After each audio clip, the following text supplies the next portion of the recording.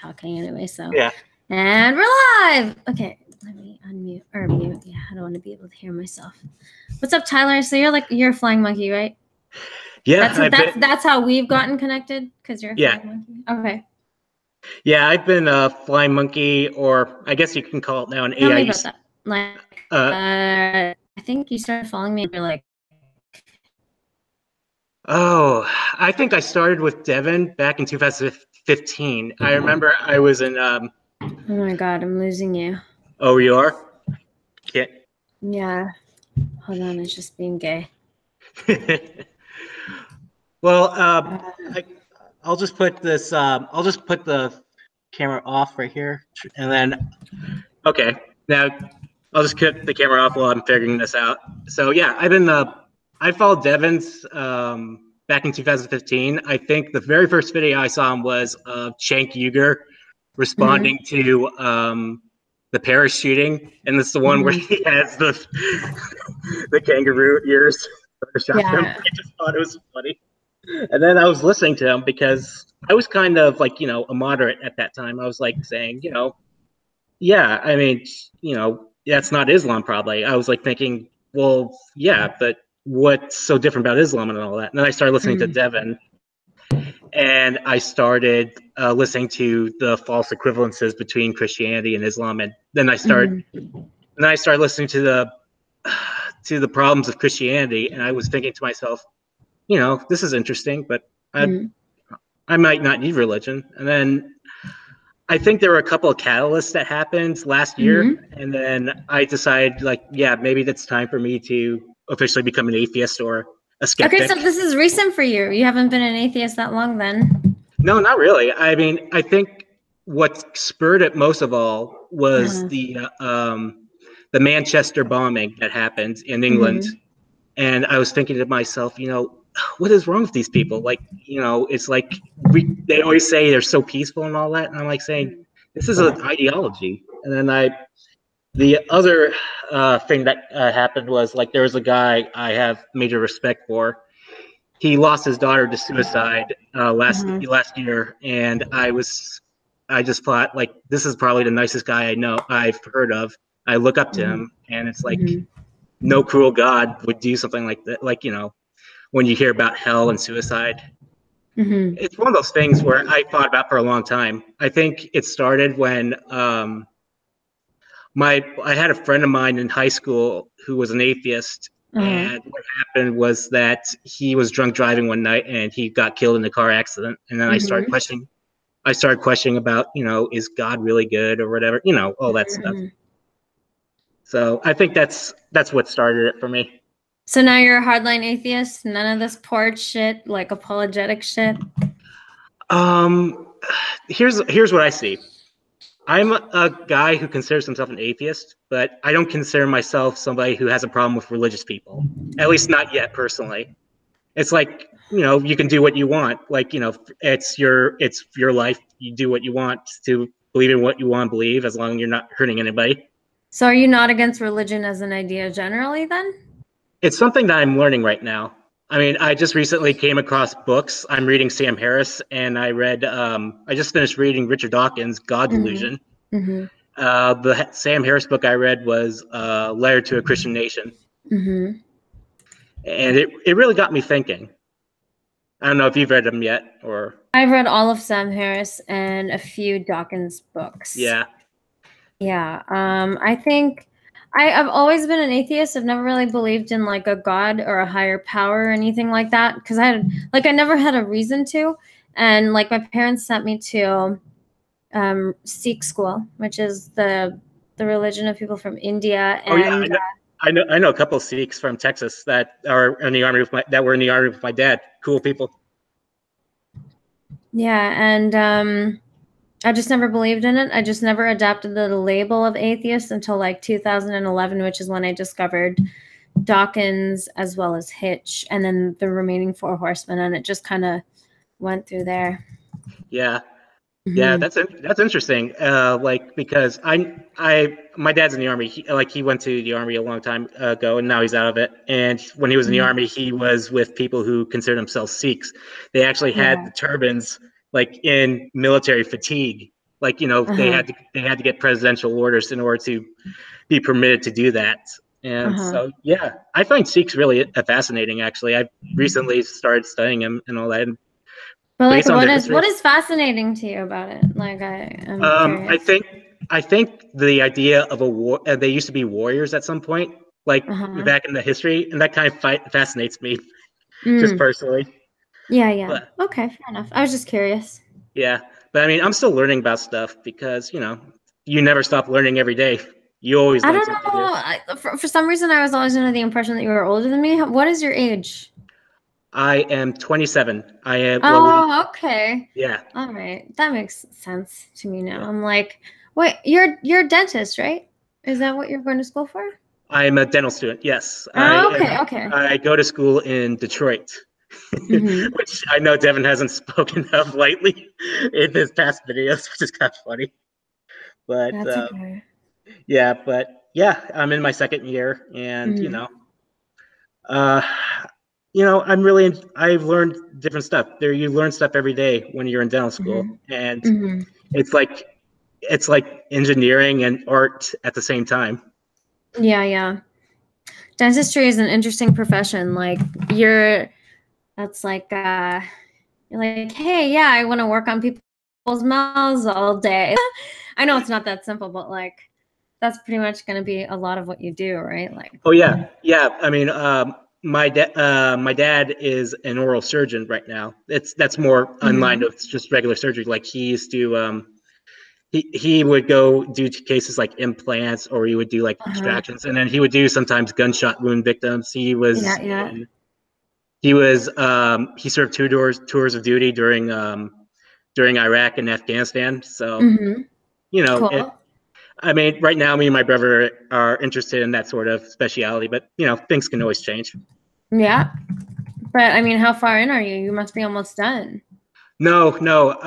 I did bad on a couple of courses, and I kind of got sick in between. So I mean, it's just one of those things where I have to, like, you know, redo some of the old courses and just get better grades so I can specialize and see what I can do. Okay. But, so what else are you watching on YouTube then? Like, who are your go-tos aside from Devin? Oh, Devin was the one who got me into this, and then I started watching a bit of the Armored Skeptic. You know, although he kind of has he's kind of a little bit. Oh, hey, sorry, just a family friend that's arrived. So I was saying, hey, it's okay. If you need to pause it and go, you're welcome to. I can hold the fort for a couple of minutes. Yeah. Oh, yeah. Just hold on a second. Okay. Mute. Okay, or don't. Or he's just going to leave his speaker on and walk away. This is how you can tell people are new to Hangouts, because when they got to go talk to people, they don't mute their shit. They just leave it. And they're like, hey, yeah, listen to our whole conversation, man. It's all good. What's up, chat? Okay, I'm back. Quickly. All right, hey, no worries. So how can I see chat from here? I've never done this before, really. So what you need to do is you need to go to YouTube in a browser and go to my channel and then open the actual YouTube video, and then you can pop up the chat. Okay. Yeah, I was wondering at that because, oh, here we go. Yeah, let's see if I can mute the volume here. Okay, here we go. Okay. Hey, guys, what's up? Now there I can see you. Sorry, I can't get a camera working. I have to figure out. You'll probably have to mute the actual stream so you don't get like double. Yeah. How do I do that? Shoot. In YouTube, you just hit the mute button. Oh yeah, I muted it. Yeah. Okay. Hey guys, what's up? You're good. Yeah. So we have I generally have the same people that are coming in and out because we all kind of know each other through like the AIU Discord server and stuff, and like just being a part of the AIU scumfuck community or whatever you want to call it. And hey guys, what's up? What's up? No, it's great to finally come out of the atheist closet for you guys, but I'm working on my folks eventually. So you obviously grew up religious, then that makes it a little bit difficult. Like people are like, yeah, they aren't the most religious people. They believe in the God and all that, and they don't go to church regularly, but you know, they subscribe to teachings, which is, I think, the most scariest part for me. It's like because I eventually wanted to marry, have kids. You know, I'm just trying to figure out how I would raise him like sort of a different way. It's just a different thing. So, what do you think of Jordan Peterson? Jordan Peterson is a guy that just I recently came across. Like I find him fascinating for a lot of reasons. I think because of obviously he rides the bandwagon of the being against political correctness and all that. I think Peter Hitchens, that's Christopher Hitchens' brother, is also part of that. I mean, I find him fascinating, but I haven't really looked into a lot of his stuff. Yeah. No, I'm not Asian, Islet. I'm white. I'm part Greek. So sorry, I don't have the camera on. I was a city kid. We're definitely gonna have to figure that out for next time if you do come back. You were gonna come on with Eric, and he's doing some family stuff, I guess, huh? Oh yes, I mean, nothing is more important than family. That's probably a key value for me personally, and Eric doing time with his mom and all that. Thing is, Eric is from LA, but he's in Salt Lake City, I think, so he's in a different time zone. I'm in Los Angeles right now because I'm originally from Los Angeles. Oh wait, what was that? You broke up? Can you hear me okay? Yeah, I can hear you fine. It's just sometimes it goes off and on. But okay. What I was saying is, yes, he is in Salt Lake right now. Is he originally? I see Devin's in the chat, and he said, "Has he pledged allegiance to me yet?" I pledge allegiance to you, Devin Tracy. Whatever pledge you have, I will do it. You may be my opposite in many ways, politically mostly, but you are an amazing person. I love you. He is pretty fucking amazing. This is true. And by the way, Devin, can I just say one thing? Just one thing. You make bald look beautiful. I swear, this guy is like Yul Brynner. Like he is a guy that just makes bald look absolutely beautiful. I've seen pictures of you online, and you are definitely that material. And my dad's right here. He's showing his bald head. He's just eavesdropping on me. Oh. Yeah. By the way, I am from Los Angeles too, like you, Devin. I think you're from the Palisades. I grew up in Woodland Hills. I don't know if you know where that is. So I'm sure he knows. Yeah. That's LA is, that's his hood and shit. Yeah. Yeah, the thing is, he lives up more near the Santa Monica area. That's where all the beach is and all that. I live more inland, where what you would call the San Fernando Valley. It's a huge place. It's a huge town. Like, LA is just a huge city, but San Fernando is its own sort of little mini city, I would say. Yeah. So what do you think about the Queen? The Queen? The British Queen, yeah. Oh, what do I think about the British Queen? Oh, I am as familiar with British politics as I am with astrophysics. I mean, so I know not very much. I know a little bit of it. It's just, do you think I should be there? Do you think is the question like, do I think there should be a monarchy or what? Just the Queen, just the British Queen in particular. Yeah, I guess I have no problem with the Queen. As long as she's, whatever job she's doing, it's like, representing the country. I think that's a good thing. She's pretty sweet little old lady, I think.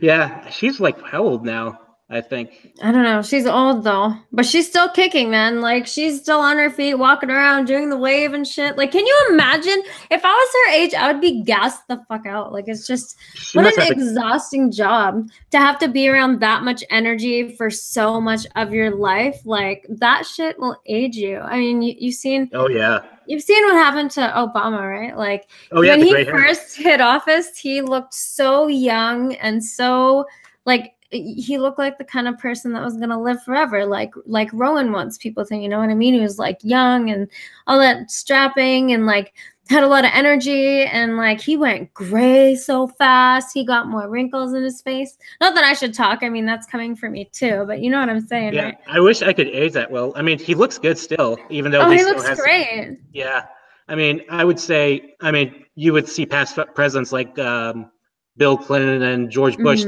they were sort of like graying, and then as time went on, they started becoming more white. Although Bill Clinton No offense to the Clinton fans out here. He kind of looks like he has AIDS nowadays. Oh no. Yeah, I he know does look quite sick. Yeah. But dude, that's what happens when you're just living a lie. Like that shit takes a toll on your fucking body. On your body.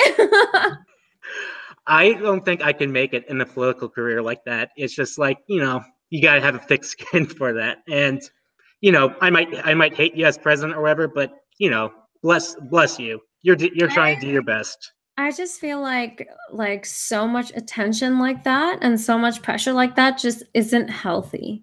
Oh yeah. You know, like it was different when there were little tribes and, you know, there was one person who was leader and there were like 20 or 30 or even 100 people that they had to lead. That's fine. You can still reasonably get to know that many people. But when you're a leader of a country and you have like hundreds of millions of people who are always watching your every move and always paying attention to you, and like everything you do matters to some intense degree to a large amount of people, it's fucking scary. Like that is such a huge responsibility, and I don't think anybody is fucking ready for that shit. Oh yeah, I mean, I don't think Obama was before. I mean, obviously, you know, he was going and saying all that stuff, like saying I'm going to meet all these people and we can be, you know, understanding all that. And then once you get into the job and you just realize how crazy the world is, and it's just like, my God, my goodness, what have I got myself into?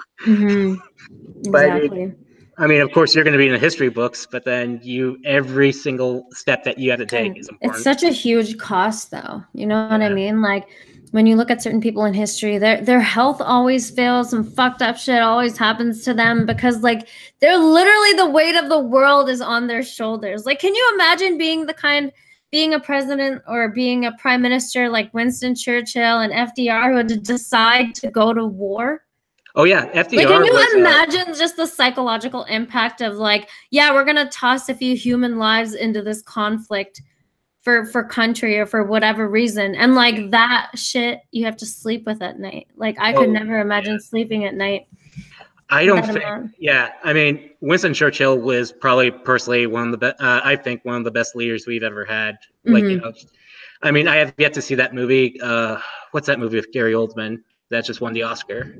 I don't know. I'm really bad with movies. Yeah, well, well, I have yet to see it, but when you listen to them and just hear him speak and just go through all that, it's just like can't help but respect the guy. And then FDR, I mean, the guy had polio for one thing. Yeah. He was in a wheelchair, and he tried to maintain composure. Same thing. I think with JFK, he had, I think he had Addison's disease, like on the side, and all that. It's just I don't think like mental stress and ailments over time definitely can manifest themselves into like really rough illnesses, you know, because your body is only able to handle so much stress at a time. And like the environments we're growing up in I would argue are not like, I just feel like they're not natural for us in the sense that we force ourselves to handle too much. It's a good thing because I mean you do need to push people to get better, and civilization does require that you make sacrifices and shit, but like there's a really detrimental effect. I mean, like just look at your work day, right? 8 hours of 8 hours of work a day, and a lot of those jobs you're just sitting. Now, we're not really meant to live sedentary lifestyles. You're not meant to be sitting on your ass all day. You need to be moving. I mean, exactly.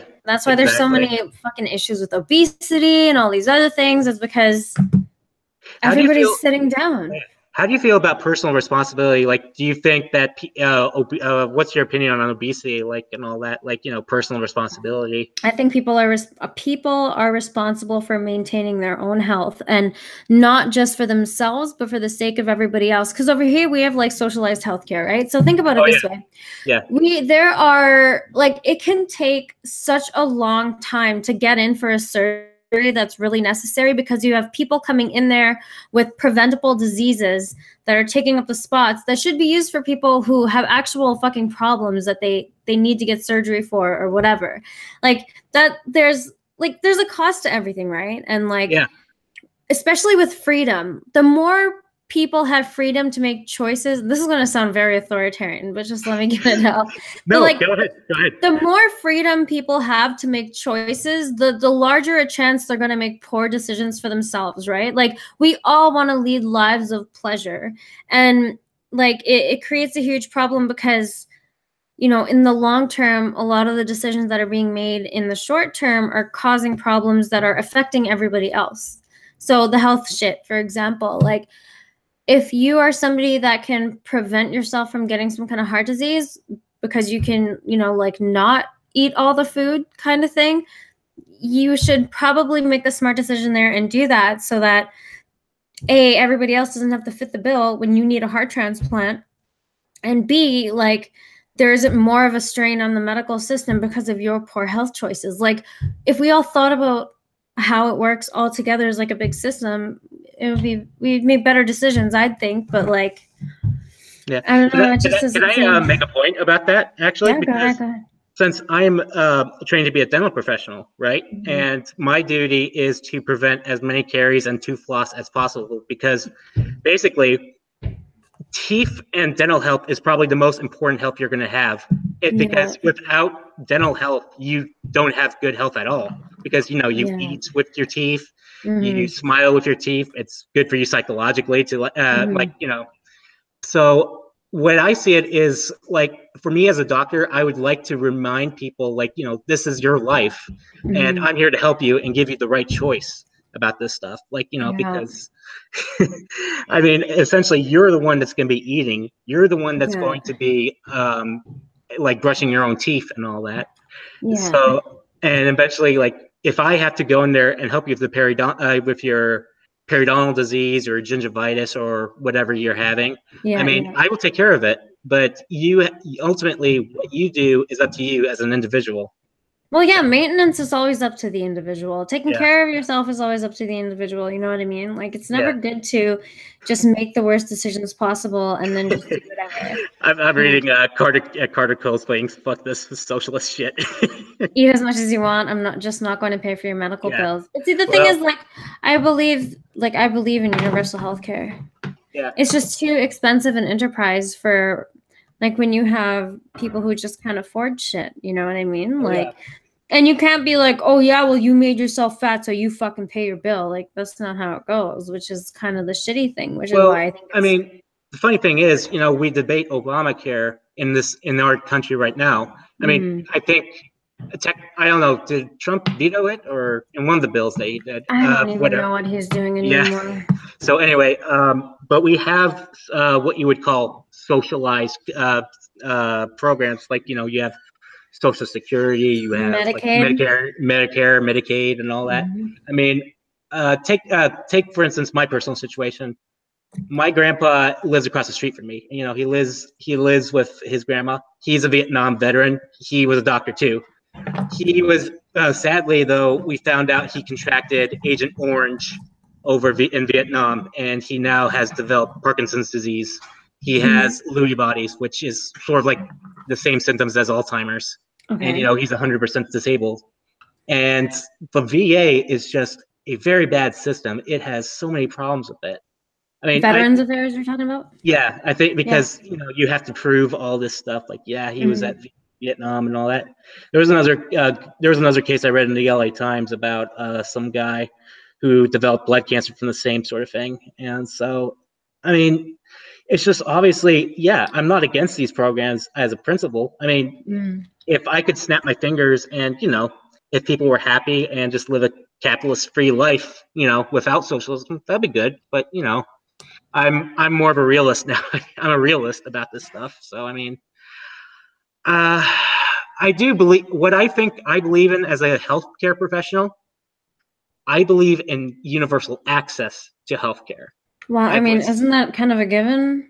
Yeah, I mean, I would believe in that. I would say, believe in universal healthcare. I mean, I'm still learning about this stuff personally, because, you know, once you enter dental school, it's different from medical school. I mean, and from medicine and practice. I don't know if you guys in Canada have a different system in dentistry, but our dentistry isn't really connected to Obamacare and all that. No, our dentistry is like a total separate thing. I mean, even employers who provide coverage for dental, they only provide coverage at the most for basic dental. So anything necessary like your cleanings, and I think they cover like two or three, maybe one, two or three cavities a year and a couple of fillings, but like anything past that, they don't. Like a couple of years ago, I ran into an issue where I needed to get a root canal. Oh, really? Oh, Uh-huh. what tooth was that? Like, just your molar?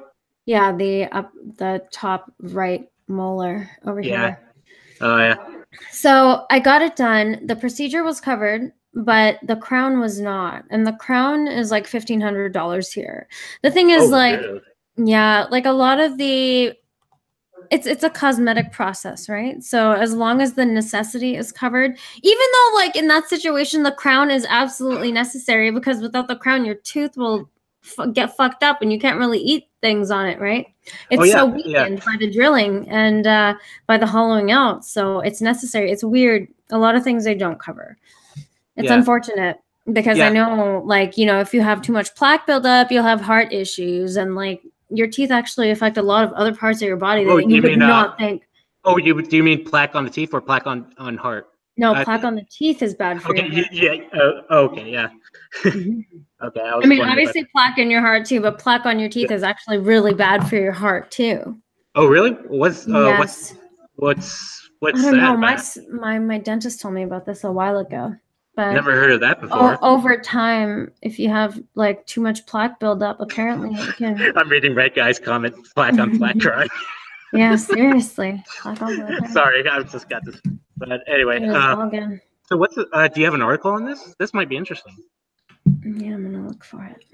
Yeah. It says you would be okay, Patrick Bateman, you would be okay with universal health care if we stopped accepting immigrants.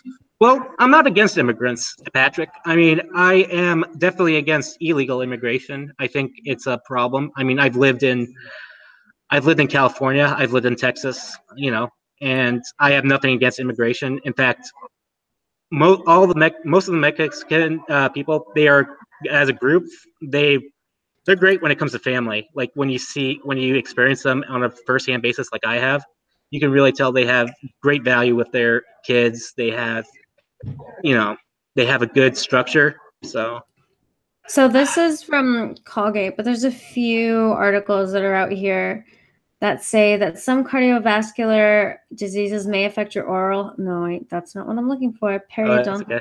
is what I'm looking for. Here it is. Yeah. Periodontal disease can affect your overall health over time, much as what I was saying, like a cumulative effect of having plaque on your teeth over a long period of time. May increase the risk for heart disease and stroke. Oh Several yeah. studies, Yeah. yeah. Okay. I thought you meant by as in a direct correlation between Oh, no, plaque no, on the no. teeth and then on it. Okay, I was wondering No, for no, a no, second. no. Sorry, I explained that poorly. Oh, that's fine. Yeah. But yeah, it I can definitely I heard that. everything is. Oh, I'm reading Ben's thing. I heard that dentists have a higher suicide rate. Actually, I have seen that thing. I've heard something like this. And of course, dentists also have a high likelihood of abusing drugs. I know one of my teachers at my dental school is a former drug abuser. Like she's used the drugs in her facility, Mm-hmm. and she obviously got help, and she's now better now. Mm. Flax don't care about your feelings. Oh my god. I love you guys. I mean Yeah, I they're gotta have funny. it. I gotta have a hangout with you guys too someday. These guys are just the best people. Is Alf here? Like Alf, I've talked I to think Alf he's for a while. listening. He's listening, but Yeah. he did say in the beginning of the chat to say hi to you. So. Oh yeah. Oh, I've missed Mm. that. I wasn't at the thing. That might be because the infection goes. Well, yeah. Well, the Well, thing, yeah. Ben, is also there are some cases where you would have to avoid like any abscesses or periapical lesions from forming, and then of course, Ugh. oh, that I mean, it's not very pleasant. And then of course, Mm. you have to take into consideration some cases where you might be at risk for what's called cavernous sinus thrombosis. It's a very nasty infliction in pathology. Mm-hmm. You got to. I mean, it's one of those things that it's not pleasant at all. And of course, you are likely to die from it. So yeah, yeah. I'm still in like oral pathology. I'm finishing up, but I'm getting good A's and Oh B's my in it. So god. So I'm just seeing this by Pang. It's an event being held by Pangburn Philosophy on July 16th in Peninsula Square in London, UK. So, Jamie, you got to go to this. Sam Harris, Jordan Peterson, and Douglas Murray. I just heard that actually. I saw it on Sam Harris's Twitter today, and I found out today, or I think yesterday, he's going to be coming into Los Angeles, or I think he lives in Los Angeles. But hopefully, hopefully I'll be able to get to an event in downtown. I'll buy a ticket for it if I'm in town from break. I'm seeing Jordan Peterson and Sam Harris in July. They're coming here as well. How much? No, June 23rd. Sorry, June. How much nitrous can nitrous if a nitrous oxide? Yeah, it's funny thing enough where we just learned about nitrous oxide in pharmacology. It's a tough class, and you have to study like every day for it. Felix Carter. I would imagine that requires a lot of studying. Yeah. Oh my gosh. I mean, of course, like I like doing hobbies. Like one of my hobbies eventually I want to do is filmmaking, like short filmmaking, sort of like doing these short film clips, or I would be happy with sketching and just learning about stuff like that. Yeah. Because, have you put any videos or anything out, like showcasing your work or anything? I just did one. It was one that it had to do with the Swedish incident last night. I mean, it had to do about Donald Trump saying about what happened in Sweden last night, with the Fox News and blah blah blah. But anyway, so what I did was eventually I got a bunch of newspaper clips of talking about how bad rape is in Sweden, because it's a terrible problem in Sweden right now, obviously. Yeah. And I put it to the song of Adagio for strings, which is a very sad song. Yeah. And obviously it's a dark video. I regret making Danger! High voltage! Chris Dangerfield is here. Hello, Chris Dangerfield. How? Hey, what's up, guy? How's it going? How? I think I'll go brush my teeth now. It's good. Great to have teeth. I mean, I've been as good about my teeth throughout my life. I mean, I grind I have bad grinding problem. That's the worst I've ever had. That sucks. White teeth guilt. I'm sorry. It's white teeth guilt. Oh my god. Yeah, but I mean, that's what I get for having an oral surgeon for a dad. So it's a good profession. It makes a lot of money, and as long as you're cool being in someone's nasty ass mouth all day, you're good. Yeah, I mean, obviously the problem that you get, the most problem that you would probably have to you would have to expect from a profession like this is probably kids, because they're scared, they squirm a lot. And of course, but I love kids. Kids are like amazing. Like, are you gonna specialize in like dentistry for children? Is that where you're gonna try and work at? I've thought about it, and I probably wouldn't be against that. But again, oral surgery I would be more for that, because obviously oral surgery. Here's the thing about my dad. Like, I said he was in the Army. He was in Kuwait. So the problem with what's going on in modern warfare is the difference in how we are getting injuries for our troops. So, I mean, how in World War II and Civil War, past then, we've had amputees, we've had shrapnel, all this stuff. And now when you look at assholes right now, they are basically built like a tank with all the body armor they have. But the problem is now that they are getting shot more in the face than they have ever been. Like, I think it's like skyrocketed since Afghanistan started. And that's when my dad came in, because he knew about this. And once we got involved, he signed up again for the reserves. And he was called in for active duty for Kuwait. And then after like a few months or so, he was transferred to Afghanistan, where it was considerably worse. Like, I mean, that's a situation with what our troops are, and not many people really realize this about people getting shot in the face a lot. I mean, my dad has treated people who have been shot. Like, I don't know if you remember Los Angeles bank robbery back in like '97 with those guys, and there was Fuck like no. this guy. There were like these two individuals that were like in huge body armor. It was like in Grand Theft Auto 5 or so. They were out there and they were shooting like heavy machine guns. Like these were absolute weapons of war. And luckily, nobody else got killed, but they hurt a lot of people. They were only the two guys died in that one. And then there's a crazy story that my dad had where he had there was this nursing station home in Los Angeles where a elderly person, like an elderly woman, like in her 90s or so, likes to walk around. She likes to go up to the freeway and the gate where it's. So one day she's just standing there and nobody knows what she's doing. Like she's gonna be like, "Hey, what's up?" Sure enough, she actually fell and tripped, and what happened was the barbed fence went up right through the floor of her mouth, under her chin, and was jutting out. Like if you ever seen that movie Hot Fuzz with yeah, just like Timothy Dalton, just that like was so fucking gross, dude. Oh my God. I know. Yeah, it's exactly like that. And so obviously he had to fix the problem with that, and do all that. So yeah, what's the craziest thing you've done? You're a college kid, right? Have you done any bad shit? I've done pot once. I did it once. Did you say you've done pot once? Never did it again. I hated it. Really? Yeah, it made me paranoid as shit. So are you naturally paranoid? I have ADHD and I have anxiety. I have PTSD from I was assaulted once when I was in college, and it's affected me. And it comes and goes once in a while, but I'm trying to get help for it. Was that very long ago? Because aren't you still in college? That happened in 2009. I mean, I changed my major, so I spent years college more than most people.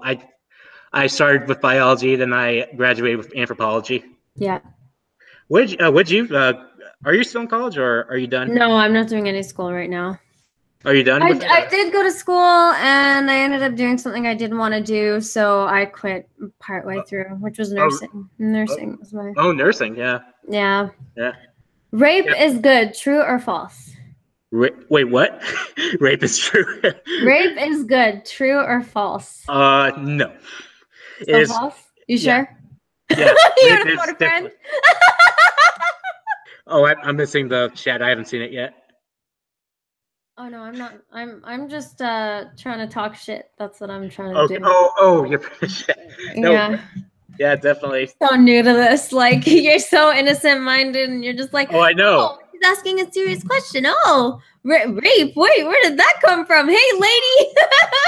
I know. I am one of those like pure-hearted guys. I mean, obviously, but then. So you're gay. No, I'm not. No, I'm fucking with you. I've considered that, but then I thought, no, I like women more. Yeah, you sure about that? Yeah. I mean, it's just when I look at a guy, I say guys are like very good looking or whatever. I'm like saying, well, would I have sex with them? I like saying, no, not really. I'm not into that really. Okay. But I mean, it's interesting because I once actually took a course I went to school at Baylor University. That's in Texas. Yeah. And there was a course. For anybody who's wondering where my couch is, it's right here, okay? Because this area, I've cleared it because I have more room to hula hoop, right? So yeah. A couple of people have asked where my couch is. I just fucking covered it, guys. I checked it in the garbage all by myself. Oh yeah, I just noticed your couch is gone for a second. Yeah, it's gone. So I took a course in human sexuality, and it was probably the most interesting course I've ever taken because as an anthropologist or somebody who studies anthropology, you know. Oh wait, hold on. Am I getting? See if I'm trying to get the camera working. But anyway, when you're studying anthropology. You're supposed to study everything about humans, whether it's about their evolution, whether it's about archaeology and all that. So human sexuality was a course I found was interesting. And they talked about rape. And it went to many uncomfortable places that I did not know. Like, for instance, they talked about rape fantasies. And I was just taken aback. People would actually think of something like that. I mean, I think Bernie Sanders once said, like, you know, he did it in an old inner article about this, and he's right. Like, supposedly, men and women equally have had fantasies like this.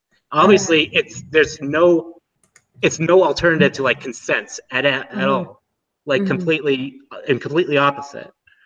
But human sexuality is probably one of the most interesting courses I've ever taken because you learn a lot more about gay people and all that. It's a weird one. Human sexuality is just a weird topic in general. Does that make you weird? Do you get weird talking about that kind of stuff? Really? Why? I don't feel well, not anymore, because I was a Christian back then. Are you a virgin? No. No? Okay. No, You sure? Yes, I've had my intimacies. You know, I mean, obviously, I have no time for that right now. Yeah, well, you're in school full time and shit, right? Oh yeah, then it's a killer. And obviously, everybody knows everybody in dental school, so it's like you don't want to, like, you know, start a rumor or anything. Yeah. So I just want to ask you really fucked up questions now. Yeah, go ahead. I care. I mean, bring it on. Oh, when they come, I'll ask them. EMC squared. Fascinating stuff out there you want to hear about my God. I know, that's funny. I love. It's different to talk to somebody new, right? Because you don't know where the line is with them or not, and like what's like. It's just. I am pretty socially awkward with people. Yeah? I mean, you know, it's obviously because of my anxiety. Why did you approach me to stream then? Because it was actually your idea to stream. Is it because you're like wanting to get over that? Like what? I want to. That's part of it. Okay. One of the main reasons is because. So you're using me to get over your anxiety. Are you? Would you say that I'm medicine? Yes. Oh, okay. Amy Pezzine. Good. Right. Yeah. Good drug of choice for getting over anxiety. All right, so talk to me about this anxiety, because this is not just a you problem. This is a huge fucking problem, right? Yeah. Anxiety comes in all shapes and sizes, and like talking to other people seems to be a huge anxiety thing for somebody. You know what I mean? Yeah. So tell me the nature of your anxiety a bit. Let's talk about that. Well, I guess when I was younger, I've always been bullied as a kid. You know, I had a speech problem. I grew up, you know, not talking good because I've had like hearing troubles before. And then I had my earplugs removed, like, you know, these little eustachian tubes or whatever you call it. Yeah. And so I talked weird. And of course I was bullied as a kid and all that. And so it was part of it. And I got into a lot of fights because, you know, I wanted to stand up for myself and all that. Okay. There was a case where I was assaulted by a kid's dad one time. He was a scary-looking, prison-looking guy. Okay. I got into a fight with this kid, and then he grabbed me from the back of the neck and he threatened me one time, and it's obviously shook me up. Guy looks like he has a long ponytail, tattoos. Okay. And he had like one of those weird goatees, like very long goatee. And so, sure enough, that started the PTSD. And then of course that thing that happened in college where the student who was drunk, he broke into my room and he assaulted me. And you know, it hurt my anxiety a lot. It's just like you get paranoid of like trying to trust people. You know, it's a type of feeling where you have you're trying to understand people, seeing if they are good or bad or have good intentions. And it takes me a while to warm up to some people. Yeah, I mean, it should, right? Yeah, it is. I mean, anxiety is one of the most common mental disorder, if you want to call it that we have. I don't necessarily think it's a disorder. I feel anxiety is something that's normal because there is shit in life you should be anxious about, you know. Well, yeah, but I'm talking about generalized anxiety where you are inhibited from doing the stuff that you want to do. That's how we define it. Okay, so explain how that translates in real life, though. How is it like debilitating in any sort of way? And if there are ways in which it is, explain. Let's get into the like fucked up parts of it, right? Because general anxiety, nobody cares. We all have that shit to deal with, you know. It's fucking whatever. I do have OCD. I do have a bit of like what we consider OCD, where you have intrusive thoughts just come up and like upsetting thoughts and all that. I mean, Okay. I've had this for a while, and you know, it's like you repeat yourself and you try to repeat yourself, I and think that then happens to all of us, though, no? yeah, but I mean, the thing is, it has to be debilitating in Okay. order to be considered that. That's the whole gist of it. That's why when you consider, it's like depression. Mm-hmm. If you have a certain amount of depression, or you've been depressed for a while, like for say 2 weeks or 3 months, you would have a certain sort type of depression. Okay. So yeah. So is your PTSD actually diagnosed, or is that something that you labeled it because it's something that just keeps repeating itself in your life, in your experience? Um. Oh wait, can you repeat that again? I was reading one of the things. Your PTSD, is it self-diagnosed, or is that something you've spoken to No, a no, professional about? I've talked to professionals about it. I've been through help a lot. You know, I mean, yeah, it's. Eh, I've talked. I mean, I realize the symptoms. It can be self-diagnosed, Mm-hmm. diagnosed, of course, because when you think you have something wrong, like when you think of something, Uh-huh. you yourself know what the problem is with yourself. You Okay. know you are the best professional help that you have. You know yourself best more than I anybody don't else. think that is the case for a lot of people. I don't think a lot of people even know that they have a problem. Yeah, yeah. That's true actually. But yeah, Mm-hmm. I have been through you know, therapists and all that, and Mm-hmm. it's. I mean, it's tough to try and admit that you have a problem. I Okay. mean, and recently, because when I first started down school, I had anxiety about this total fucking workload of homework and all that, and I was just Mm-hmm. like, how am I gonna get through this? Yeah, I mean, it's worse than college, Okay. but you know, yeah. So I would have had anxiety if I were assaulted by Walter, Texas villages. So here's Yeah. a question. If if a person has a dick but they say they're a woman, are they still a man or are they Right. a woman? Uh, that's kind of funny when I think when they be called chicks with dicks, right, or whatever. Or is this a chick with dick, or is this a guy who is trying to become a woman? That's the question, right? Yes, it's the second one. So it's a man. Oh man. Mentally, they feel like a woman, but they have everything else of a man. Well, you would have to. How do you handle that situation in your personal life if that was to come up for Well, you? that's the funny thing. It's funny that you bring that up because actually we've been trained by as dentists to sort of act and you know treat the person as they want to be treated. If they want to be Mm-hmm. called as a woman, you're trained to do that because obviously you don't want a lawsuit or anything. But for me personally, I don't mind.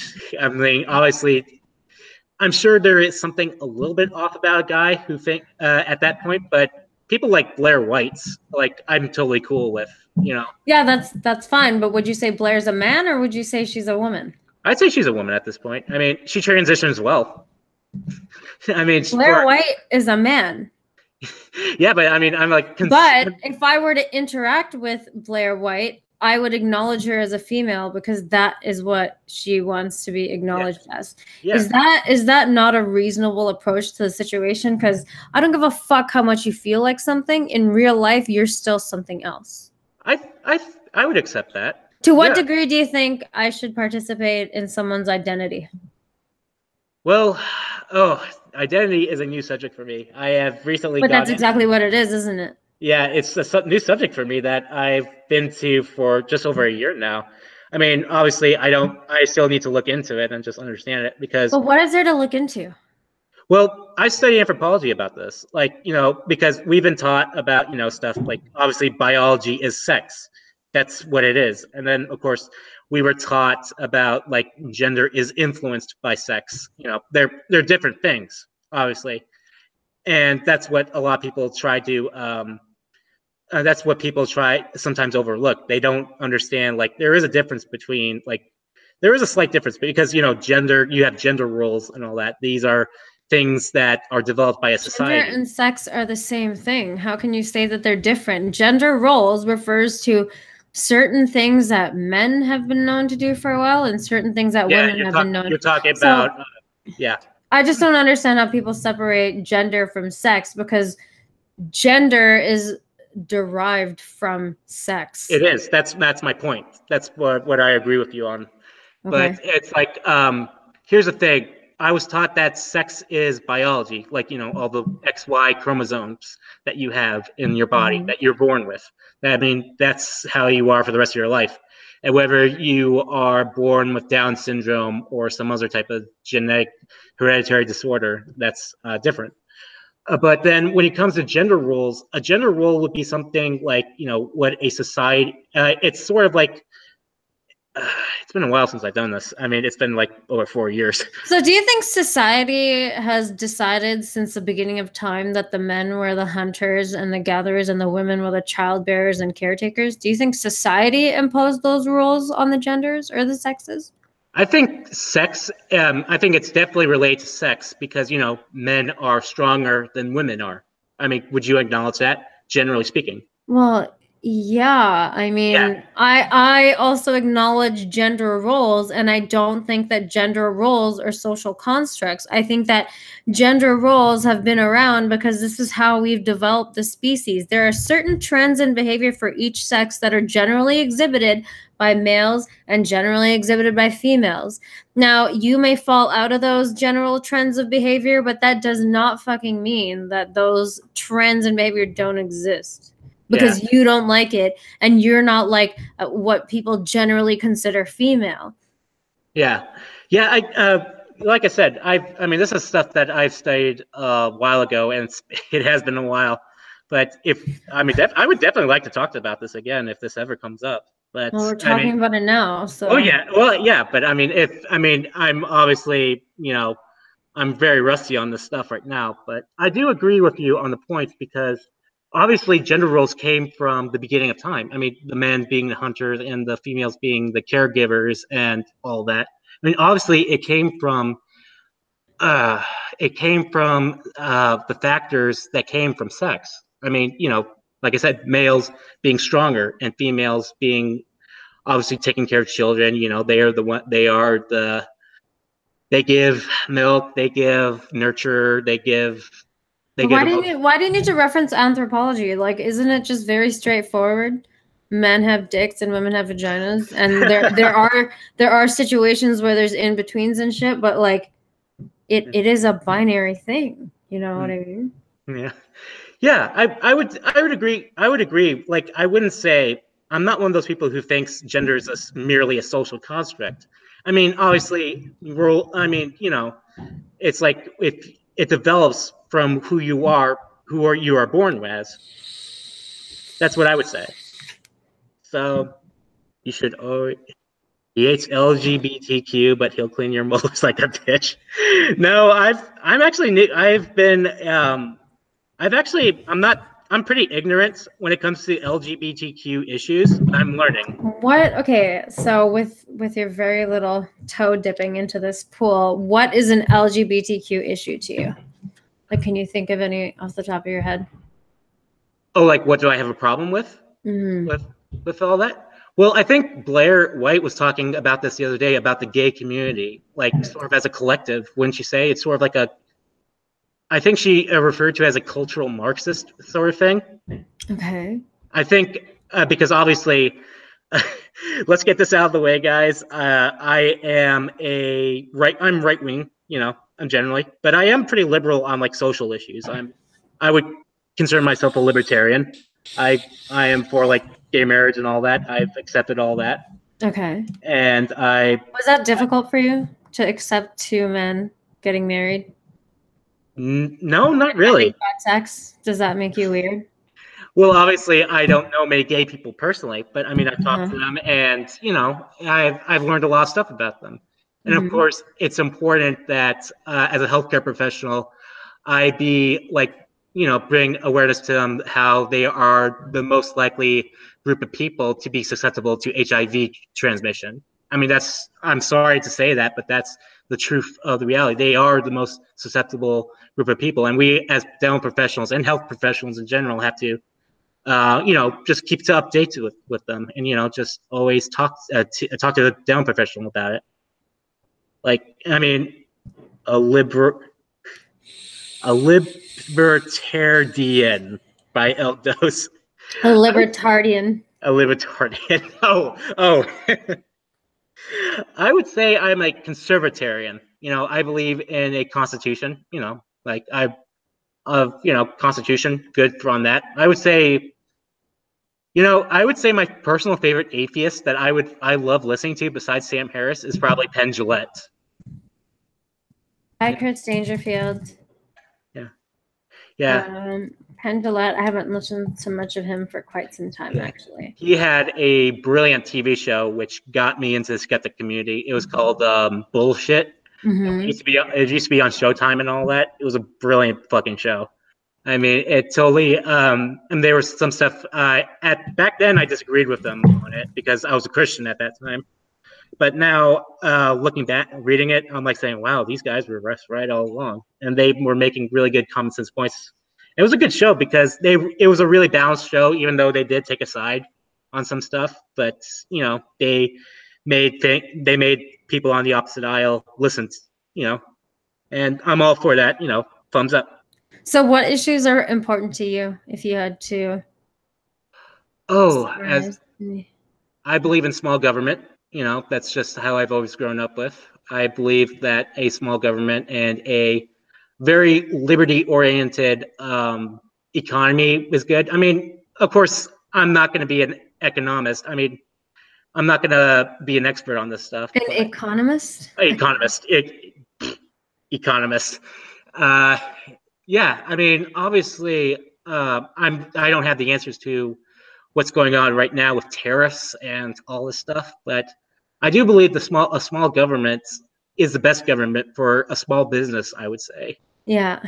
Because obviously I don't want to be taxed, and be be robbed of money that I earned. Mm-hmm. I mean, I will say, I don't know how it is up in Canada right now. I mean, you guys have a liberal government right now, I think, or left wing. Too liberal. Too liberal. Yeah, I do find Justin Trudeau kind of fascinating, though. I mean, obviously I don't agree with everything he says, and I think what fascinates me most is that he kind of reminds me of Prince Eric from The Little Mermaid.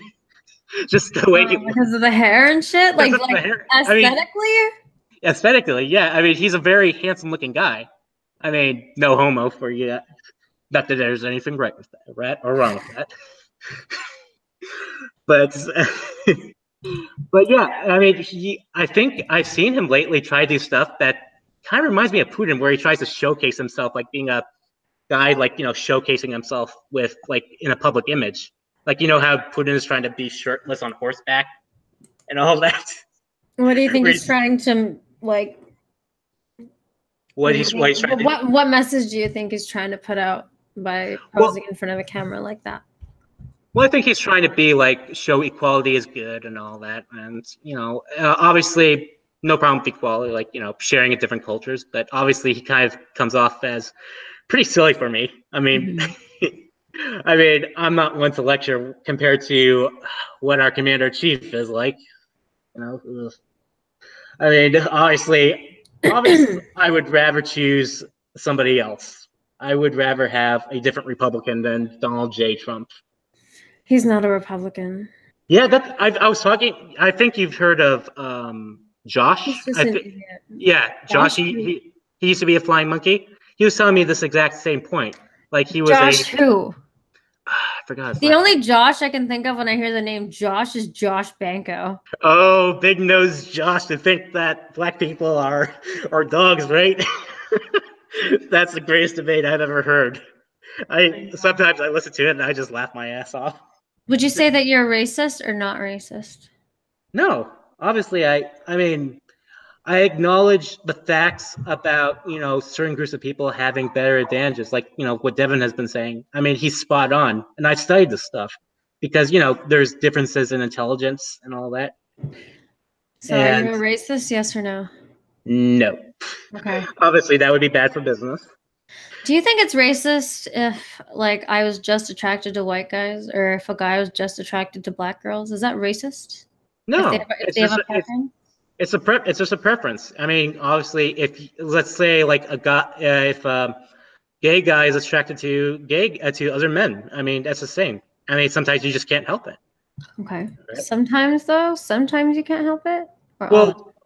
Well, let me correct that.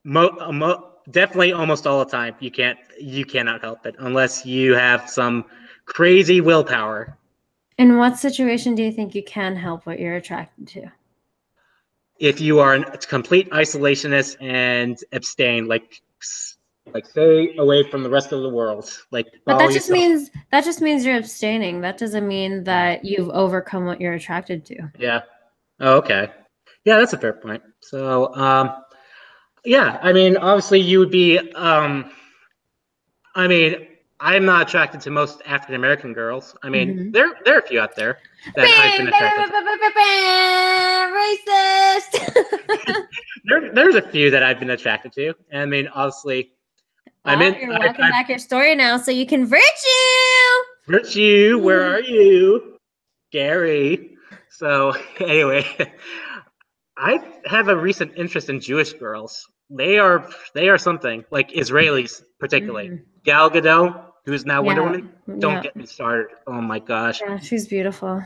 Oh my goodness. I mean, and thanks to Devin, I now appreciate Israel more. I've always been a fan of Israel, Mm-hmm. and I couldn't. And when he made that awesome video about Israel, telling them about what they're like as a country, it's like I love them even more.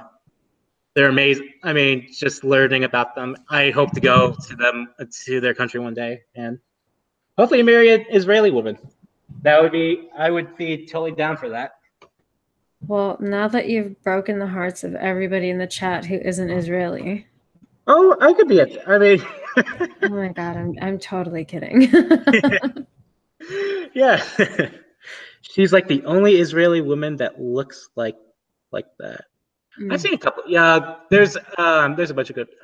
Isn't there a flying monkey or a scumfuck who's Israeli army? What's her name? Maria. Oh yeah, she is. Oh my goodness. She is underage, you pervert. Nice. No. Okay. Yeah, I think she's like 16 actually. Oh shit. But you can't tell. She's very mature for her age. Okay. And she's very beautiful. Mila Kunis is Jewish? I did not know Mila Kunis is Jewish. Actually, that's Mila interesting. Kunis. Mila Kunis, yeah. Fun fact is, I go, I'm in Los Angeles and we have a bunch of celebrities. Mm-hmm. I've met a few celebrities in my life. I've met O.J. Simpson, like personally. Oh, really? Yeah, this was after the trial blew over and everything. Uh-huh. What happened was that my dad was he had his own practice in California, like before he moved on to Texas, and he operated on one of his bodyguards. And so he invited us to go to the golf course where OJ was looking for the killers, obviously, on the golf course. And sure enough, I thought he was a very, very likable guy. I didn't know who he was or what he was all about, but he was a very likable guy. Like, you really want to like this guy. Although, obviously, when I found out later who he was, it's like, Jesus Christ. And then, I go to a country club where there are a bunch of celebrities. I go to the country club where we're right next door to Warner Brothers Studios in Burbank. Yeah. Oh, you met Ron Jeremy? I've met Tommy Wiseau. Oh my God, really? Have you seen The Room? Yes, I have. Oh my God. The conversation I have had with Tommy Wiseau is probably the weirdest conversation I have ever had. Okay, you gotta tell me about that. Well, I met Tommy Wiseau in Kamikaze. This is like a sort of like convention where people get around, those conventions where you meet. He was promoting his new TV series called The Neighbors or something. And so, I'm with my friend and he's like, oh, look, isn't that guy from that movie, The Room? And, he looks a lot like Grima Wormtongue from Lord of the Rings or Snape. And he's wearing this vest with a white shirt on and all that, and he's wearing sunglasses indoors, which I found unusual. And I was in cosplay at that point. I was Bane from The Dark Knight Rises. Okay. And my friend was Wolverine. And so we went up to them. It was like, "Hi, how you doing?" And I was like, "Oh, who are you guys today?" And I was like, Oh no. "I'm just kidding," and all that. And while we were talking, you can notice that he has spit dripping out from his lips, like some some sort of thing, like. Ew. And I'm just like, wow, like, all right. And sure enough, we went to the event they had later on, and Mm-hmm. he was like interacting with the fans and all that, and he's throwing basketballs for the fans, giving them out, and he's like, "Go long, go long, go long" to the crowds and all that, and he's throwing basketballs in the crowds, and eventually he gets them signed, and then he suddenly reciting signs from the lines from He's like, "You're tearing me apart, Lisa." Oh my god, that movie was so fucking bad. I couldn't even I know believe it's it. funny. I would recommend another good so bad it's good movie that you will laugh your ass off. It's by a guy. It's called Troll 2. Oh no. It's a movie that it came out when I was born, Mm-hmm. and it is a movie where basically there's a family who goes into a town in Utah where they're being stalked by vegetarian trolls that turns people into vegetables. Mm-hmm. And the thing is, what's so funny is that the dialogue is so bad. It's made by Italian producers who had no idea how Americans talk. Yeah. I mean, look at the clips and you will just laugh your ass off. And funny thing is, one of the stars is a dentist who works in Alabama. Like, and, he was doing it while he was in his residency. Uh-huh. And, you could tell he's not the best actor and all that, just the way how he recites his lines. Mm-hmm. It's a movie I highly recommend. You will laugh your ass off. Do you know You might have seen a clip where he's like saying, "They're eating her, and they're gonna eat me. Oh my god!" I don't think so. Do you know of Neil Breen? Do you know who Neil Breen is? He's also an expert at the worst movies ever. Like they're so bad, you just have to watch them. What It's movies fun to was he talking about? I have no idea what the movies are called now, but I watched one with Peach Bailey and Alfie. Oh, And which one? From the Oh, okay, Flowers. I saw another good recommendation I would recommend was probably Battlefield Earth with John Travolta.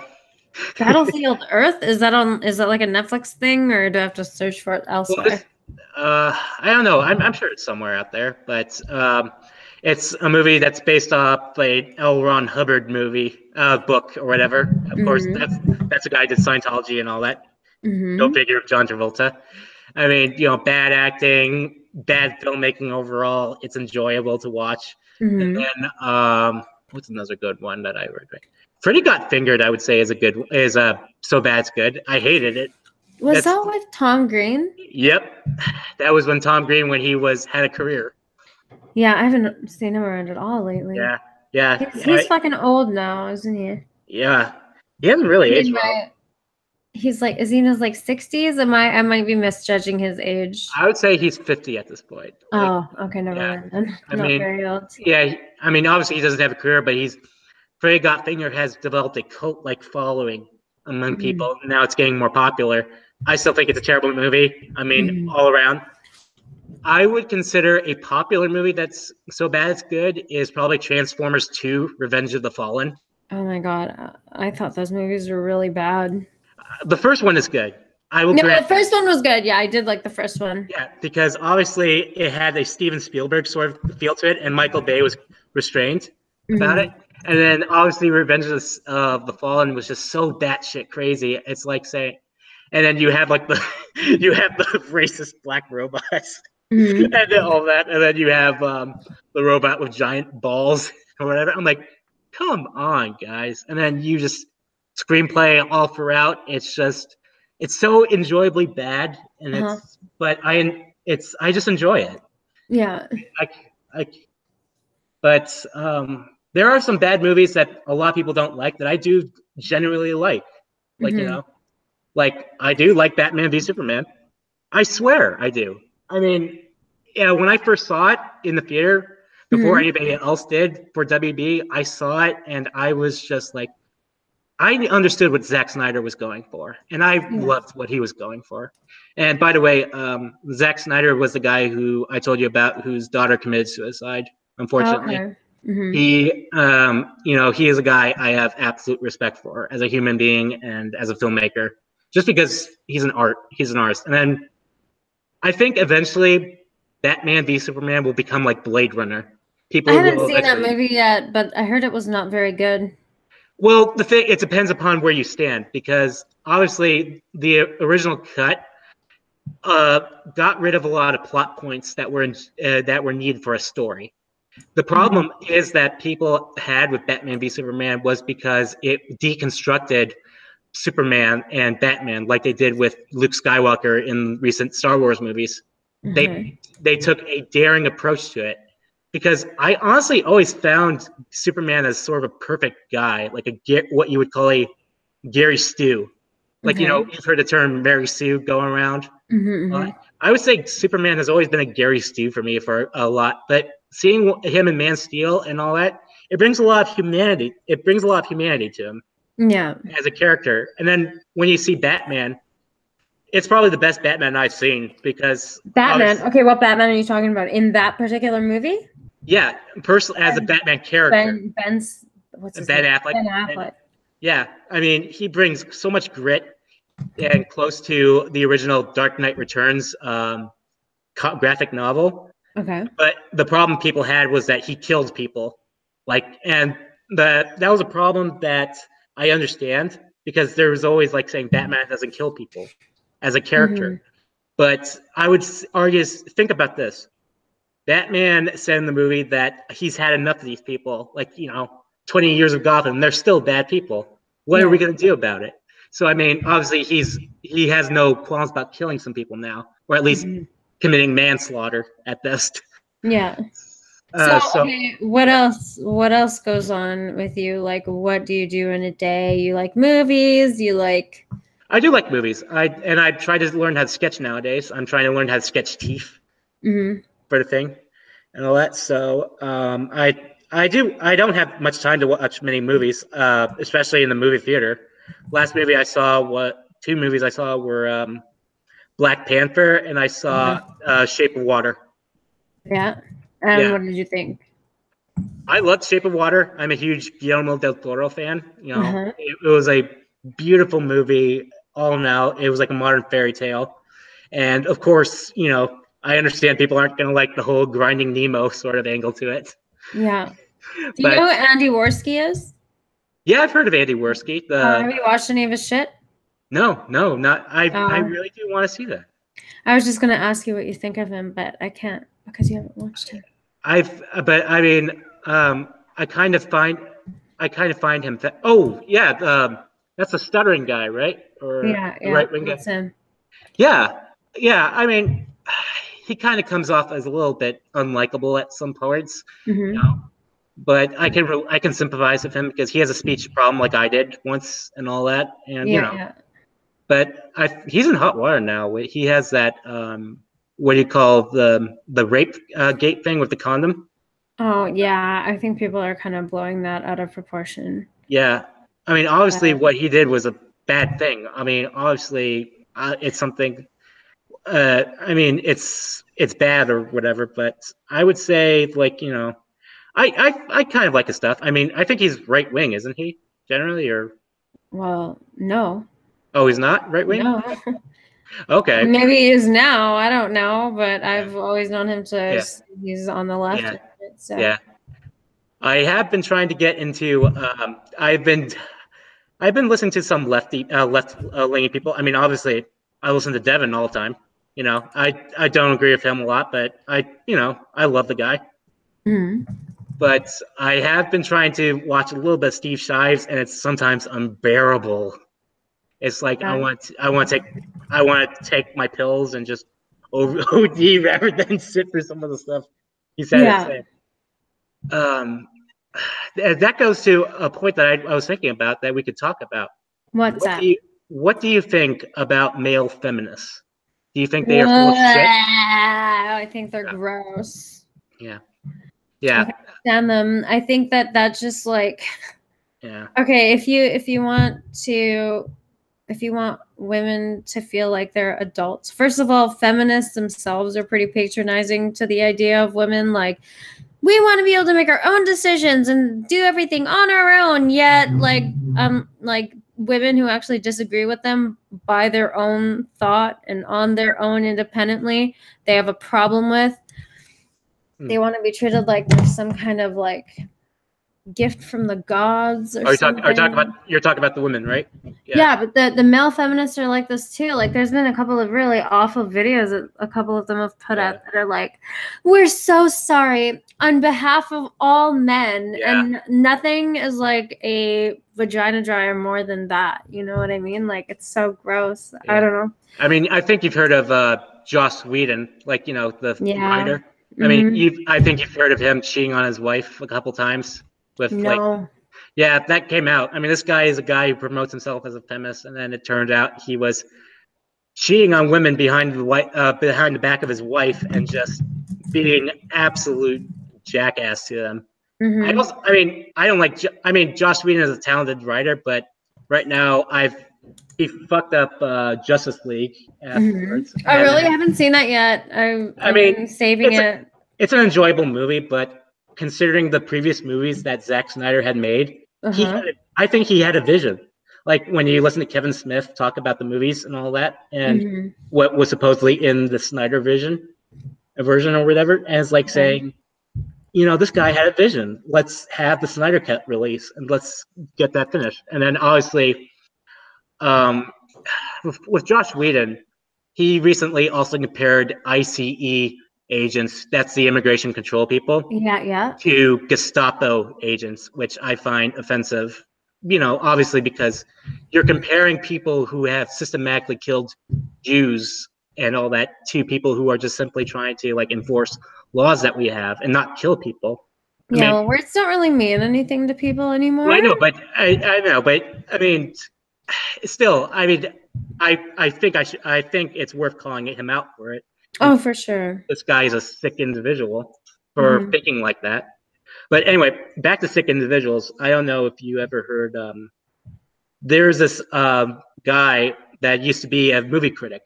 Okay. His name is Devin Faraci. He used to do a thing called Birth Movies and all that, like some sort of thing.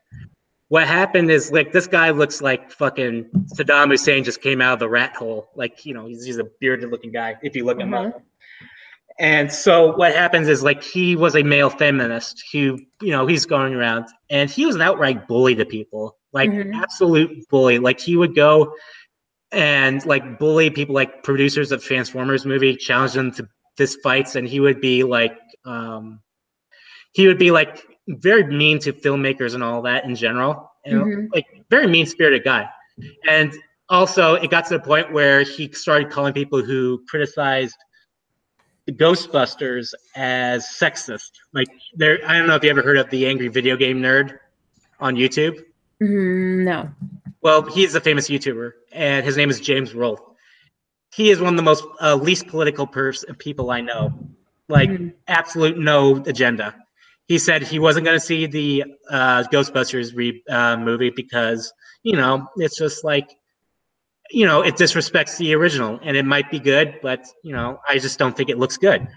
Okay. And sure enough, Devin Faraci called him out for it, and, you know, he's like saying, "You're a sexist fuck," or whatever. For not wanting to watch that movie? Yeah. Hold on a second. Can I get back to you on this? I just got to check my dogs. Yeah, just mute your mic. Yeah. Okay. We're not. I guess he doesn't know what it means when I say mute. What the fuck is that? Oh, that's okay. Yeah. So, were you continuing with something? No. You go ahead. Okay. So anyway, Devin Faraci really destroyed his own career when it turned out that he was a sick scumbag to women, like out and out scumbag. Like, he would go and shame women for not sleeping with him and all that. You know? Like, whether this was a film journalist or whatever. And there's a good article out there by somewhere out there that details the history of it. But what happened to him, it's probably the best piece of karma you will ever hear. What happened was he was tweeting and condemning Donald Trump doing the pussy grabbing thing. You know, this is the whole grab him by the pussy thing. He's like, pussy grabbing is bad, and she's like, you sick fuck, and all that. So what happened was a Twitter follower of his, or somebody on Twitter, posted underneath, said, "Well, do you remember the time you grabbed my pussy at a bar and spread your fingers all over to the patrons saying to sniff it?" Wow. And then sure enough, he's like saying, I can only believe you. I do not remember this, but I can only ask you for your forgiveness for being so vile." And then he got fired by Birth Movies and all that stuff. I think it's weird that people are getting in shit for things they did before, but I kind of get it because people don't want bad people to be representatives of their companies and stuff. Yeah, like, I mean, Harvey Weinstein, this guy has been doing it for years. Mm-hmm. Yeah, I mean... But power fucks people up, though, right? Like, if you have enough money and enough power, and if you're someone that employs people, especially attractive women... Yeah. You're going to be the kind of person that is going to use... I think I told you about Max Landis. That's the screenwriter. You know, I've had a feud with him before. I don't know. Well, he called me... He's the son of a favorite director, John Landis. Mm-hmm. He was done Michael Jackson videos. He did Thriller and all that. And Max Landis is a talented screenwriter. But what happened is, like, he proclaimed himself a feminist and all that, and a social justice person. He once called me a racist during the Charlottesville thing, and obviously, it's bad for me as somebody who's trying to be, like, you know, being in dental school, you know, looking up. It's like what Devin went through with Josh Benko, you know, with him being called a racist or whatever. Mm-hmm. And so, as soon as the Harvey Weinstein thing came out, it turned out Max Landis has been accused of sexual assault a bunch of times. And of course, being that he has a powerful dad in Hollywood, it's just like, you feel dirty about these people nowadays. You really... I'm just not surprised by any of this shit. Yeah, Ben Shapiro actually said, if you think that the casting couch has only been recent in Hollywood, you are either stupid or you are totally naive about it. Yeah. I mean, this has been done since the beginning of Hollywood. And obviously, no woman should have to go through that. Mm-hmm. And especially around people who proclaim to be feminists just so they can get as many women to sleep with them as possible. But at the same time, I mean, like, women who take the money and do the deed should not be whining about it after. Yeah, I do have skepticism about that. Like, you know, like, of course, everybody who claims like they were sexually harassed or they were raped or whatever, you obviously have to go in with the initial skepticism if they're telling the truth. Like, you know, there's always evidence and stuff like that. I mean, obviously with Harvey Weinstein, we got the truth from these women and the recording where he sounded like a beta male, like begging him to, like, come in the shower, please, honey, don't hurt me, and all that. I mean, obviously the guy is a notorious bully to people, and you can hear when you hear it, it's like, this guy was the toughest guy in Hollywood. It's like, wow, I could slap him easily and he would probably cry. I don't know. I think these guys just have too much money and too much power, and I just don't think human beings are fickle, and once you get power, you like to abuse it. Yeah, it's absolute power corrupts. So what has been going? Oh, wait, go ahead. I was going to say, so what other kinds of things are on your mind since you're a full-time dental student? Well, the funny thing is, I get my news. I'm an active Twitter person, and I use Twitter for my news. I listen to all the stuff recently. Oh, there's the dogs there. I don't know if you can hear them. Yeah, I can hear them. Yeah, you want to see it? Oh, wait. Oh, yeah. Your camera doesn't work. Yeah, I'll get that fixed. But anyway, yeah, I do the news occasionally, and I see, like, what's going on, like, so, I mean, obviously, I was following up on Austin bombing because I used to live near Austin. I used to live in San Antonio, which is like 70 miles away, but that's like a 40-minute drive at least. Yeah. I mean, of course, what's funny enough, I saw a lot of the regressive people claim that white privilege will get you off easily when it came to that, because this guy turned out to be white. There's like this screenwriter called Kumail Nanjiani. He's like, you know, he's a Oh yeah, Max Landis has been gone into hiding, drunken atheist studio. He hasn't been heard from since. Yeah, but I mean, honestly, what's the point? The guy guy's dead. I mean, no point in that. And obviously, you could hear a lot of the disappointment of people saying like this guy didn't have a racist motive or anything like that because he was white. I don't know what you think about that. I'm assuming you haven't been following any internet drama, right? Like any like YouTube shit. Like what?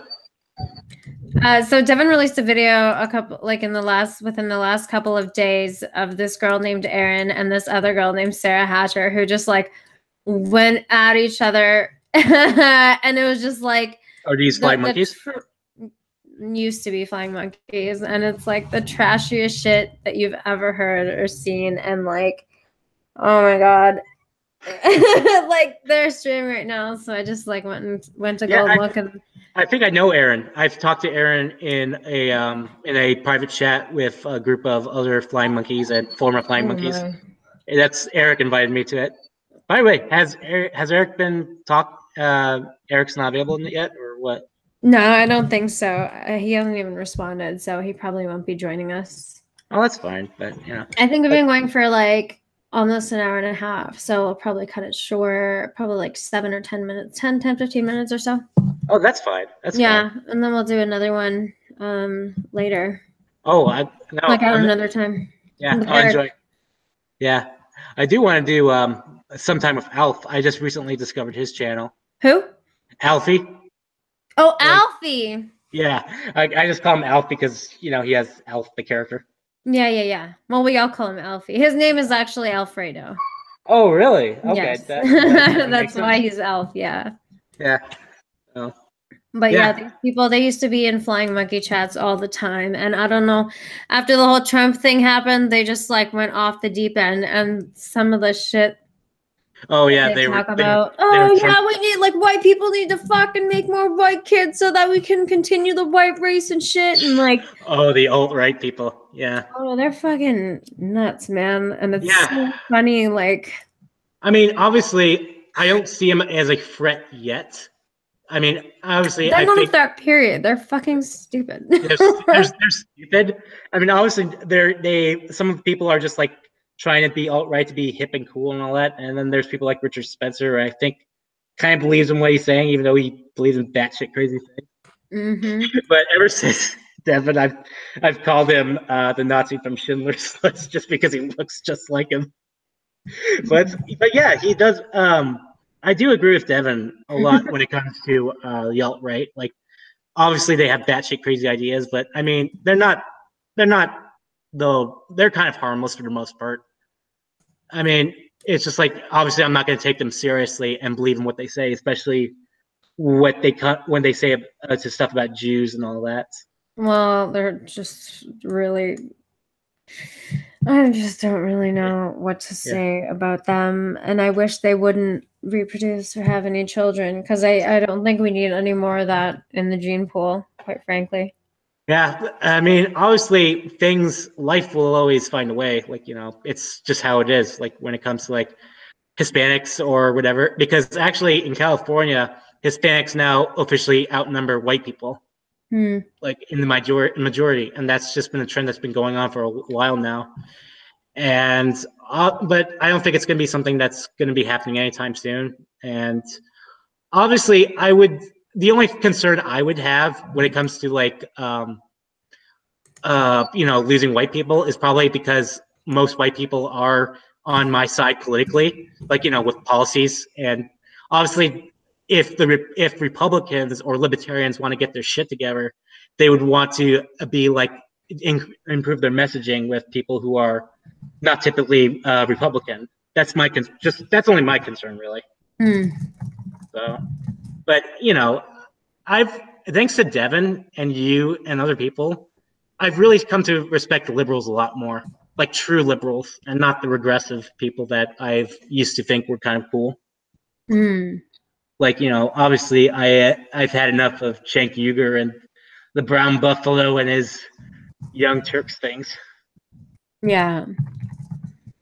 all that. Yeah, Young Turks are the fucking absolute worst people ever. Like, they are just so dishonest. I mean, yeah. I tried to tolerate their shit like during all the other stuff. I talked to Anna and Shank a couple times. You know, I thought they were cool people back then.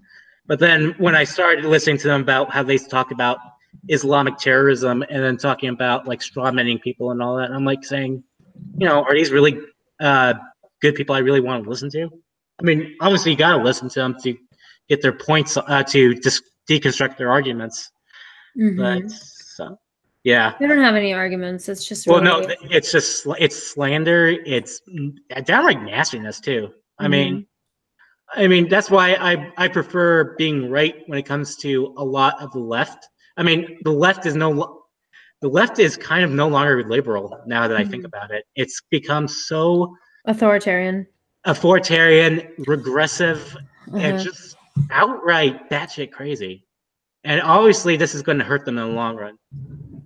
So, and I do respect people who are consider themselves liberal, even though I'm not going to agree with them on everything. Like you know, with Dave Rubin and Devin and all that.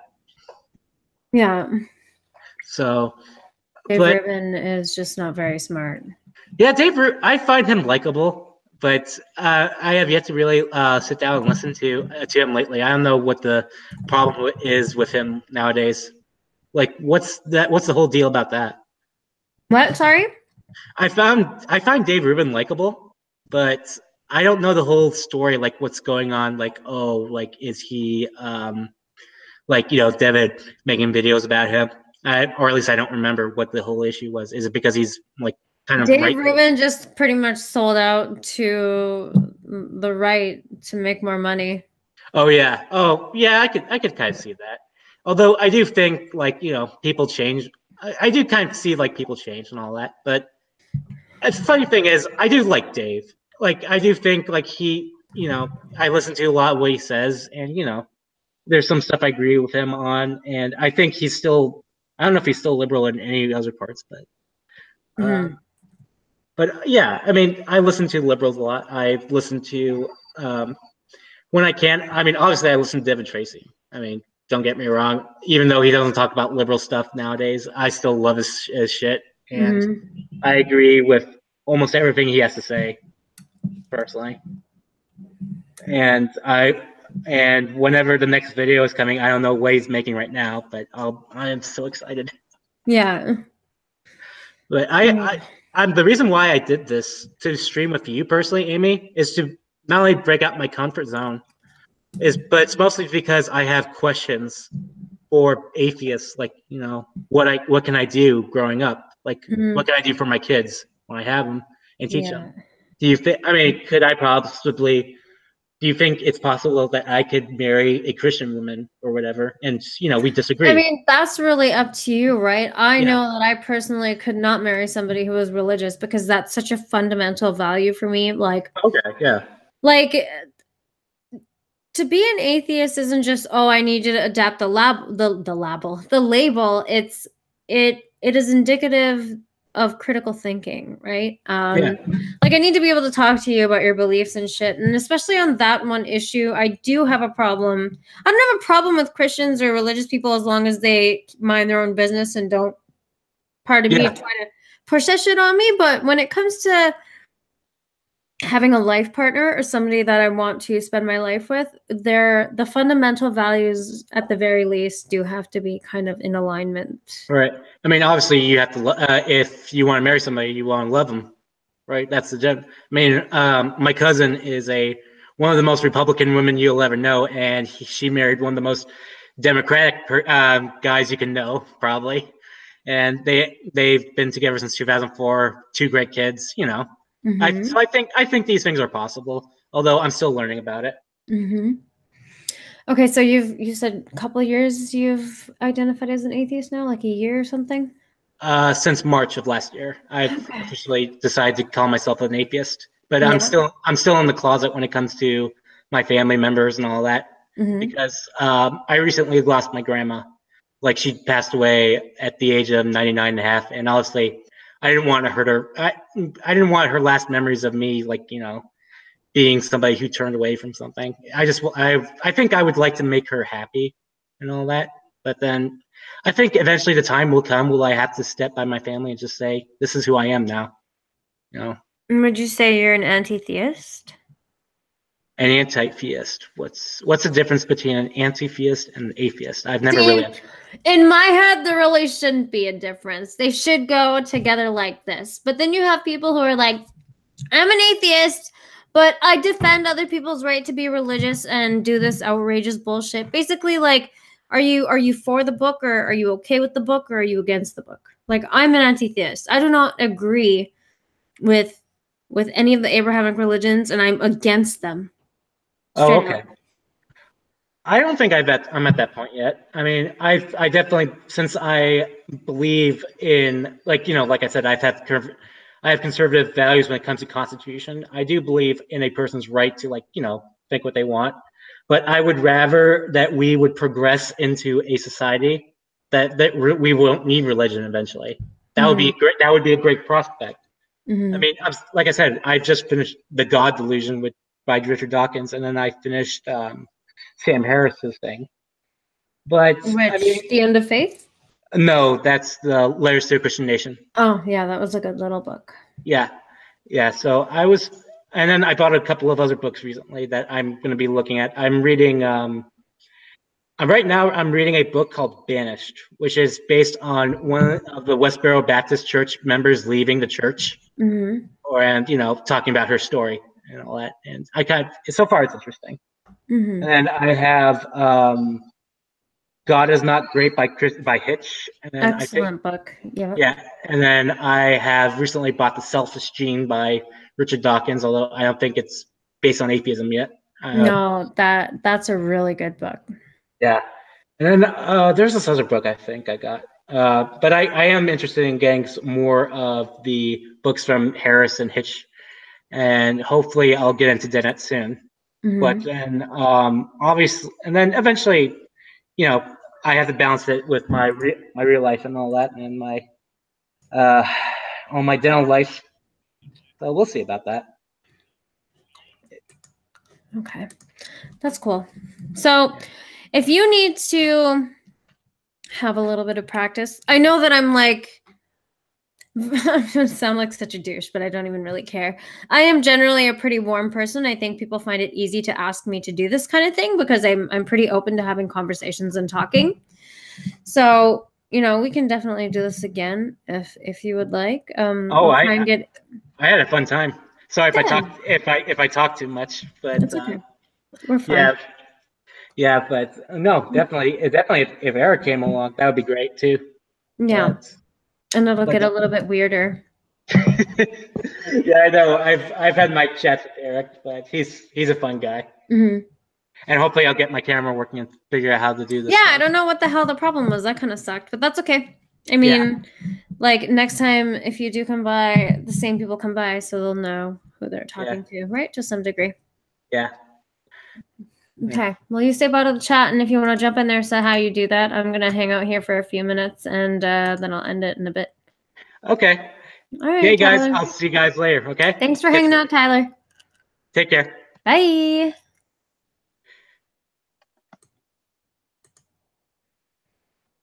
Yo, niggas. What's up? Let me turn on this stream and see what they're talking about right now. Because I was kind of trying to listen. Let's see. I hear Neeb.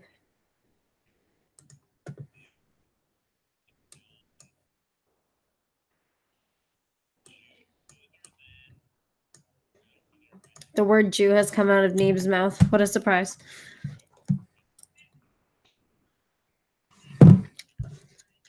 I've linked this stream in the chat like 3 times now. This stream right here. Jamie, go, go, go, go, Jamie, go. Yeah. That's what I'm saying. Get in there. Listen to this shit.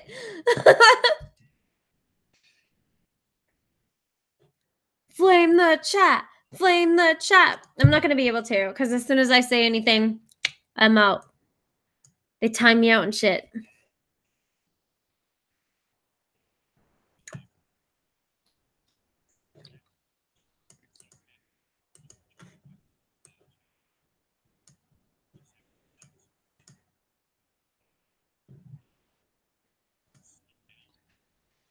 Okay, dude, I'm just sitting here now, so I'm just going to end this so we can all go over there. Thanks for coming and hanging out. That was a conversation. Tyler seems like a nice chap. And I will do it again. Peace out, guys. Bye!